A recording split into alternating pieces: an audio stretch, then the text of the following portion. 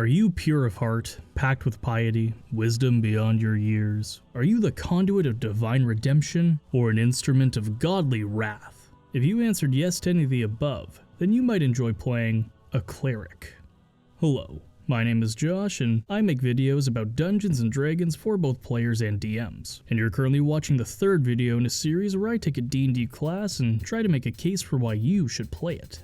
I've covered the Barb and the Bard, now it's on to the Cleric. Clerics have been around since the beginning of D&D, and their role in the party has remained relatively stable. As a Cleric, you're a very special worshipper of a god or pantheon, granted divine magic through meditation and prayer. Your relationship with this higher power is up to you. You could be the cheer captain of the God Squad, or about as faithful as Donald Draper.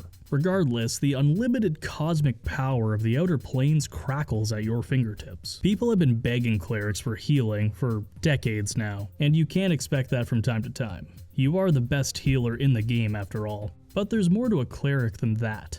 As a cleric, you find yourself in a role somewhere between armored battle priest and a wise divine mage. This dichotomy is referenced at staggered decision points throughout your main class and in your choice of subclass, and it all begins with your Divine Order. The Protector option grants training with heavy armor and proficiency with martial weapons. The obvious pick for a upcoming Divine Warrior. You already get medium armor, simple weapons, and shields, but this is a chance to take it up a notch. On the flip side, we have the Thaumaturge. You get a cantrip and add your wisdom modifier to 2 intelligence-based skills you'd want a cleric to excel in anyway. Every cleric gets 2 of the following skills, but this is your opportunity to be a bit more sagely. This is a meaningful choice. Think it through. And the same holds true at level 7. You can choose Divine Strike to buff your weapon attacks or Potent Spellcasting for your cantrips. Both upgrade at level 14 to increase damage or give out temporary hit points. These choices help you lean in a certain direction, but they don't lock you into a style of play. Speaking of commitment, you can right now do nothing, or you can subscribe to see more D&D content. Level 1 is when you pick up your spellcasting. Clerics, like paladins, use a holy symbol as their spellcasting focus. This is usually a talisman, amulet, reliquary, or some other symbol of your faith. But more importantly, it's an opportunity to customize your character. What does your cleric's holy symbol look like? Whatever form your focus might take, your spellcasting keys off your wisdom stat, as does your level 2 feature, Channel Divinity. This is a burst of divine power you can access a few times a day, and with each use you have options. Your Divine Spark can harm or heal a creature, which is a modest ability, but it's always useful.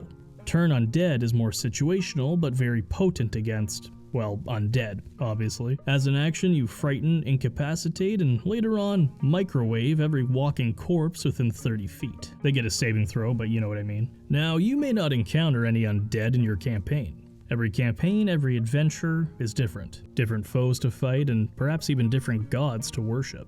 Luckily, your subclasses cover a lot of different bases. We have the Life Domain, the best healer in the game, the Light Domain, a burning beacon of blasting, the Trickery Domain, a illusionist, and the War Domain, a divine warrior that stands shoulder to shoulder with paladins and fighters. They're all really good, so let me give you more details to help you decide. The Life Domain gets a bank of prepared healing spells, which, thanks to your Disciple of Life feature, will heal over and above even other clerics. And their Preserve Life feature will top up the hit points of bloodied creatures. Eventually, healing others will heal you too, and your capstone maxes out your healing magic. Nobody goes down on your watch. A tough act to follow, but the Light Domain is up for the challenge. The list of divination and blasting spells you get will leave the foe illuminated, and Cleric with a Fireball is a wonderful thing, as is your Channel Divinity Radiance of the Dawn feature, which negates darkness and deals damage, while your Warding Flare is a defensive option, and Corona of Light turns you into a miniature sun, greatly boosting your offensive capabilities.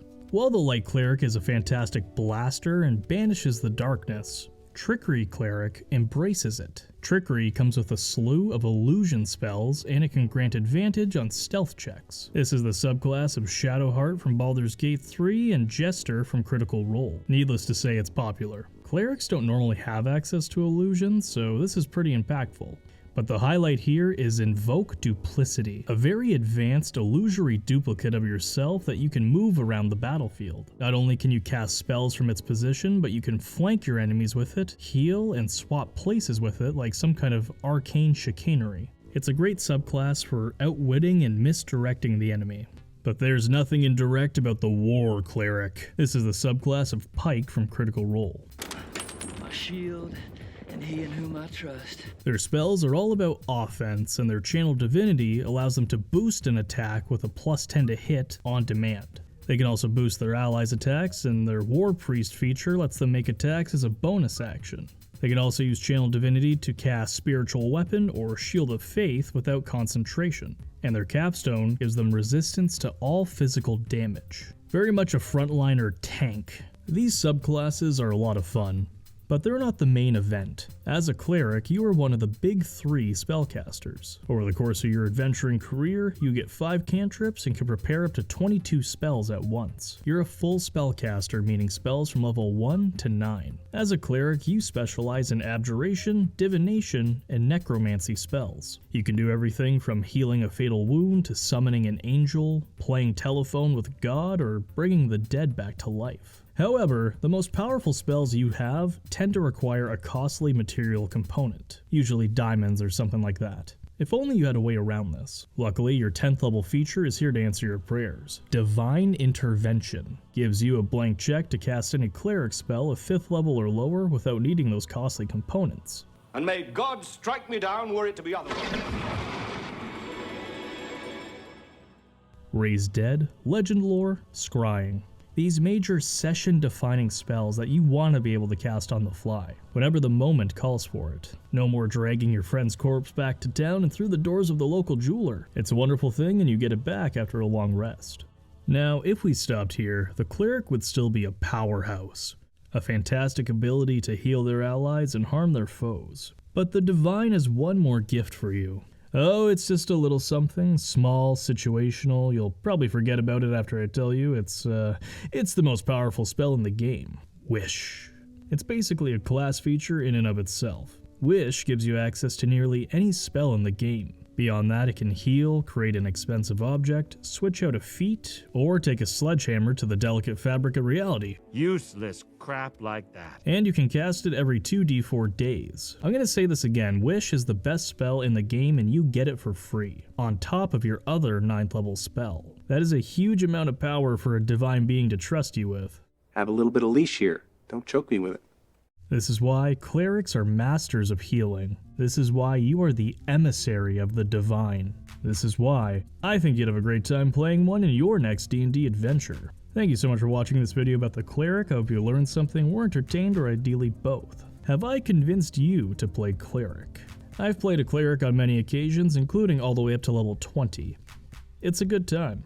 One of the most solid classes in the game, and every party wants a cleric. Anyway, the gods are showing you a mystical vision of a video that I've done on the left here, and on the right is a playlist with similar D&D guides. Don't stand there, Gorpin! Like you've never seen the hand of God before!